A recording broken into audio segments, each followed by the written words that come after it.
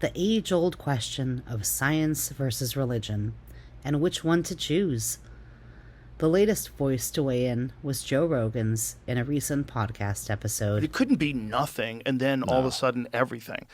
That Right, seems... because what started that? What kicked that off? Exactly. What snapped its fingers? That's McKenna's great line. Terrence McKenna had a great line about the difference between science and religion is that science only asks you for one miracle.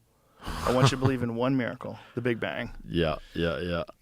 That's a good one. It's a great line. Yeah. It's because it really is true. Yes. And it's funny because people would be incredulous about the resurrection of Jesus Christ, but yet they're convinced that the entire universe was smaller than the head of a pin, and for no reason than anybody's adequately explained to me. It makes sense. Yeah. No. Instantaneously became everything. Yeah. Okay. I can't buy that. I'm sticking with Jesus on that one. Yeah. Jesus makes more sense. The conversation got me thinking about the history of the Big Bang Theory and the perception that some people have that science and religion are incompatible, but they're not. The choice between belief in science or belief in religion, one or the other, doesn't have to be made to begin with. The Big Bang Theory was, in fact, first proposed by a Catholic priest, Georges Lemaitre. He was born in 1894 in Belgium.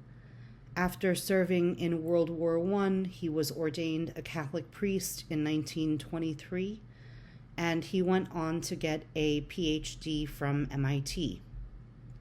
At the time, most physicists, including Albert Einstein, believed that the universe was static and that it had always been there.